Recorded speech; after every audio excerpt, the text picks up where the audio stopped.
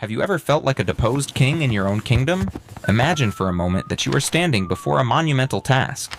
Perhaps it is a business proposal that could redefine your career, a new language that would open a world of culture, or simply the brutal, necessary ritual of the gym. Your rational self, that sophisticated I you are so proud of, is screaming at you to act. It tells you that this is your future, your health, and your legacy. But at a deeper, more visceral level, an ancient entity within your brain quietly pulls the plug on the entire system. You end up spending the afternoon slumped on the sofa, paralyzed in a gray trance, scrolling through hundreds of mindless videos of strangers on the other side of the globe while a sense of guilt as corrosive as acid eats away at your self-respect. The world looks at you and calls it laziness. The motivational gurus on your feed shout that you lack willpower, or that you are simply making excuses. But as a neuroscientist who has spent decades studying the intricate dance of neurotransmitters, I am here to tell you that they are fundamentally wrong. What you call laziness is actually a homicide of the will orchestrated by a brutally conservative accountant sitting right between your cerebral hemispheres. Your brain was not evolved to make you successful, wealthy, or fit. It was evolved to help you conserve energy until you die. Right now, your brain is running an algorithm I call neuro-economics, constantly weighing the cost of effort against the profit of dopamine. Tragically, in a modern world engineered to weaponize instant gratification, that scale has been shattered. You aren't lazy? You are Stone Age hardware trapped in a high-speed digital casino. But here's the fascinating part that will haunt you. The very mechanism making you useless today is actually the most powerful tool to make you addicted to discipline. What if I told you that you could make solving a complex problem feel as intoxicating as winning the lottery? The secret lies in a system reset that most people are too afraid to perform because they don't understand the biological reality of what is happening inside their skull. To see this crime scene in action, we must look at our primary subject, Mark. At 28 years old, Mark is a typical office professional in the relentless grind of New York City. He is a hard worker by nature, yet he finds himself trapped in the gray zone of depletion. He thinks he is losing his character, but in reality, his prefrontal cortex, the CEO of his brain, has been kidnapped by a storm of cheap dopamine. Mark is not alone. He is the avatar for an entire generation whose motivation engines have been hijacked. To understand why you choose the scroll over the soul work, you must realize that your brain does not care about your 10-year vision or your desire to be a high performer. It is a stingy accountant living in the eternal present, and this accountant asks one question for every action you consider. What is the return on energy investment? Our nervous system was designed over millions of years of evolution to save energy at all costs. In the wild, wasted effort meant death. If your ancestors chased a gazelle without a high probability of catching it, they wasted precious calories and starved. Thus, the brain built a filter where high effort plus uncertain reward equals an immediate shutdown of the system. Look at Mark in his Manhattan office, surrounded by the rhythmic drumbeat of mouse clicks and the crushing pressure of a 50-page financial report. When Mark looks at that stack of work, his brain runs the numbers. The effort is extreme, requiring intense focus from the prefrontal cortex, which is the most energy-hungry part of the human body. The reward, however, is vague and distant, perhaps a nod from a boss next month or a bonus in December. The accountant's verdict is clear. The ROI is too low, so it sends a signal of boredom and fatigue to force Mark to stop. But then Mark picks up his phone. The effort here is near zero, requiring only the flick of a thumb. The reward is an immediate spike of novelty, bright colors, and social validation. The accountant's verdict flips instantly to a green light because the ROI appears infinite. Your brain isn't broken. It is simply being navigated by an ancient compass in a world full of magnetic interference. Every app, every snack, and every notification has been engineered by teams of scientists to trick this internal accountant into believing that these trivialities are the most valuable resources on Earth. To truly rewire this system, we have to understand the chemical fuel driving this entire process, which is dopamine. Most people call dopamine the pleasure chemical, but that is a catastrophic anatomical error. If dopamine were pleasure, Shabbat, you would feel incredibly happy after scrolling for 3 hours. Instead, you feel empty. In the language of neuroscience, dopamine is the chemical of wanting, not liking. It flows through a cluster of neurons called the nucleus accumbens, which acts as the motivation engine of your brain. Dopamine spikes the highest when you anticipate a reward, not when you actually receive it. It is the itch, not the scratch. When Mark sees that red notification bubble, his brain isn't feeling joy. It is feeling an urge to act. It whispers that something life-changing might be behind that click. Mark doesn't scroll because he enjoys it. He scrolls because his brain is trapped in a chemical thirst he cannot quench. And here is where the story gets dark. A process called downregulation. When you flood your system with cheap, high-intensity dopamine, so your brain performs a biological defense maneuver. Imagine your dopamine system is a speaker. If you blast heavy metal at volume 100 constantly, your brain will automatically put on noise-canceling headphones to prevent the synapses from burning out. It physically reduces the number of dopamine receptors available to receive the signal. The result is that you become dopamine deaf. A book that once captivated you now feels like gray, lifeless ink because its volume is only a 10. A project that once made you proud now feels like a prison sentence because your brain can no longer hear the quiet music of long-term achievement. Mark hasn't become incompetent. He has developed a tolerance, exactly like a hard drug addict. He needs louder, more toxic stimuli just to feel normal. But the beauty of neuroplasticity is that what has been broken can be rebuilt. Your brain is constantly rewiring itself based on your choices. Every time you choose a high-effort task over a low-effort distraction, you're casting a vote for a different neural architecture. This brings us to the concept of the dopamine detox. Despite the name, you are not actually removing dopamine from your body. You are removing the artificial, hyper-stimulating sources that have caused your receptors to hide. Think of it as a factory reset for your motivation. A dopamine detox is about turning down the dial on the world's noise so your brain can recalibrate what a normal level of satisfaction feels like. When you remove the overwhelming sources of easy pleasure, something remarkable begins to happen. Your dopamine receptors begin to upregulate. They become more sensitive. Suddenly, activities that seemed boring before start feeling engaging again. The satisfaction of completing a task, the energy after a workout, and the calm after focused work begin to register on your internal scale. You are not becoming someone new. You are returning to your biological baseline. You are remembering what it feels like to be driven by internal satisfaction rather than external manipulation. Most people fail at this process because they approach it with the wrong mental map. They try to white-knuckle their way through it, relying on willpower alone. But willpower is a finite resource, a thin layer of gold over a mountain of leaden impulses. It is no match for a dopamine-starved brain screaming for stimulation. To succeed, you must understand the transition period. For the first few days of a detox, you are going to feel restless, irritable, and perhaps even anxious.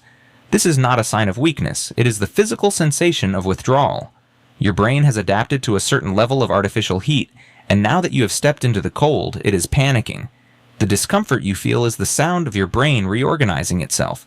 Most people give up right before the breakthrough because they interpret this restlessness as a sign that they are doing something wrong. But as a scientist, I tell you that this restlessness is the most beautiful sound in the world. It is the sound of your receptors coming back online. Practically, this means you must identify your highest dopamine activities, not the ones you love most, but the ones that require the least effort for the most stimulation. For Mark, and for most of us, this is the smartphone. Specifically, it is the short-form video content and social media feeds that offer infinite novelty, but it could also be junk food, online shopping, or any activity that provides intense pleasure with minimal investment.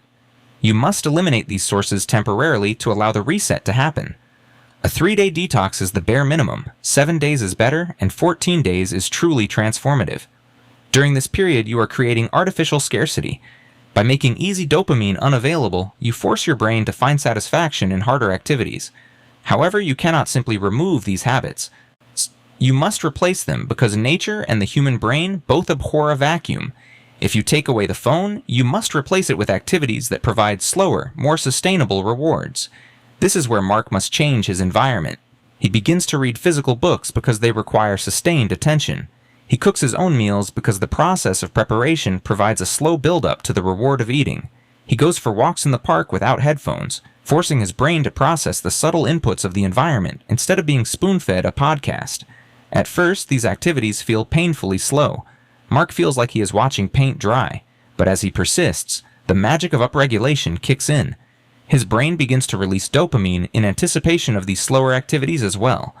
After a week of reading, his brain learns that opening a book leads to the deep satisfaction of learning.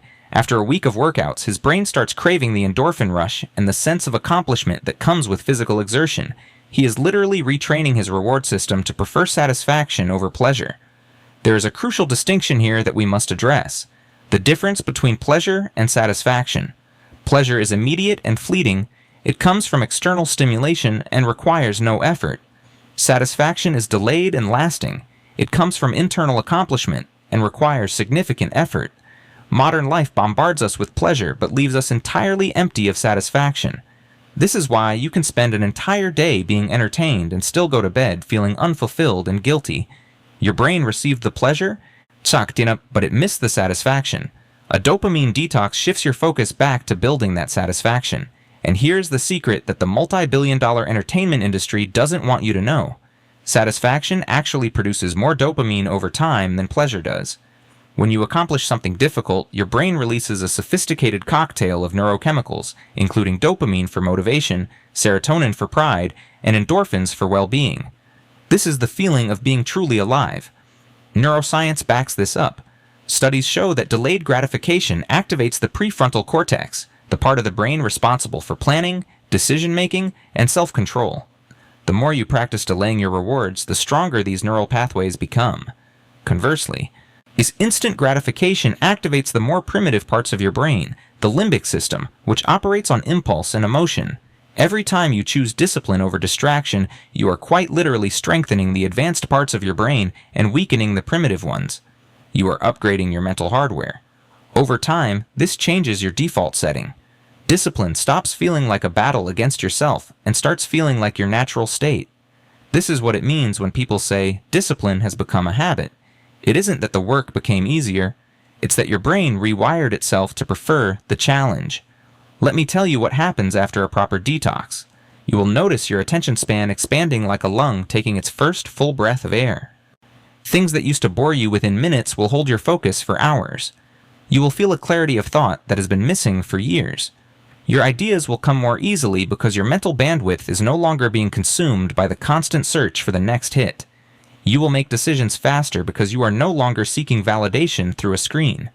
Most surprisingly, you will start feeling genuine excitement about things that used to feel like chores. That project you've been avoiding, you'll actually want to work on it. That gym session, you'll look forward to the sweat. This isn't fake motivation, it is your brain functioning the way it was designed to function before it got hijacked. However, I must be honest with you, this is not a one-time fix. Your brain will always try to drift back toward easy rewards because that is its evolutionary nature. The key is to build systems that make discipline the path of least resistance. This is where environment design becomes your greatest weapon. If Mark keeps his phone next to his bed, he will check it first thing in the morning. If he keeps healthy food visible and prepared, he will eat it. You cannot rely on willpower when your environment is actively sabotaging you. Design your life so that the dopamine-rich activities require significant effort to access, and the satisfaction-rich activities are effortless to start. Delete the apps. Use website blockers. Put your phone in another room when you work. Make junk food inconvenient and healthy food convenient. Every barrier you put between yourself and a distraction is a vote for the person you're trying to become. There is also a social component to this that we often overlook. The people around you are constantly influencing your dopamine baseline. If everyone in your life is scrolling, binging, and seeking instant gratification, you will be pulled in that direction through your mirror neurons, cells that prime us to mimic the behavior of others. But if you surround yourself with people who value focus and deep work, their habits become contagious. This doesn't mean abandoning your friends, but it does mean being intentional about who you spend your time with and what you do together. Your brain is shaped not just by your actions, but by the community you inhabit. Some of you might be thinking that this sounds miserable, that making life harder is the last thing you want to do. But that is the trap of the hijacked brain. From your current state, discipline seems harder than distraction. But from the perspective of a recalibrated brain, distraction feels harder than discipline because distraction leaves you feeling empty, anxious, and behind. Discipline leaves you feeling accomplished, confident, and in control. Which is actually harder? Spending your days chasing dopamine hits that never satisfy you, or building a life where effort itself becomes the reward. The path of least resistance in the short term is almost always the path of most resistance in the long term. This is about reclaiming agency over your own mind. Right now, if you are honest, you are not really in control. Your phone controls when you feel bored. Algorithms control what you think about. Apps control how you spend your time. That is not freedom. That is a high-tech form of servitude. True freedom is having a brain that works for you, not against you. It is being able to choose difficult things and actually enjoy the process of doing them. It is waking up excited about your work instead of dreading it. It is going to bed satisfied instead of guilty. That is what is on the other side of this process. It isn't about perfection, it is about alignment, your actions finally matching your intentions. The rewiring process never truly ends because you are always either reinforcing discipline or reinforcing distraction. Every moment is a choice. But after you've reset your dopamine system, the choices become infinitely easier. The pull toward distraction weakens as the pull toward meaningful work strengthens. You develop what we call intrinsic motivation. You do things because they are satisfying in themselves, not because you are chasing an external carrot. This is the highest form of discipline. It is not forced, it is not white-knuckled, it is natural, it is who you are. So here's what I want you to do. Do not just watch this video and move on to the next one. That would be the old version of you, the one seeking another hit of information without action. Instead, make one concrete decision right now. What is the single highest source of empty dopamine in your life? Identify it. Then, commit to removing it for the next 7 days. Not forever, just 7 days. Notice what happens. Notice the restlessness. Notice when it peaks and when it starts to fade. Notice what fills the space. Notice how your relationship with effort begins to shift. Document the process, because once you see it happening in real time, once you feel your brain physically rewiring itself, you will never want to go back to being a ghost in your own life. You are not meant to live as a slave to algorithms and impulses. You are meant to be someone who does hard things and loves doing them. That version of you is waiting. And the path to becoming them starts with a single choice to let your brain breathe, to step away from the noise, and to trust that on the other side of temporary discomfort is a permanent transformation. Your brain is ready to be rewired. The only question is, are you ready to do the work? If you want to continue this neurological surgery in your own life, to understand the dark, fascinating mechanics of why we do what we do, and to gain the tools to stay in the driver's seat of your own mind, then join this laboratory of high performers. Hit that subscribe button and turn on the notification bell. By doing so, you are telling the algorithms that you value deep insight over empty distraction. You're choosing to upgrade your mental hardware rather than letting it rot.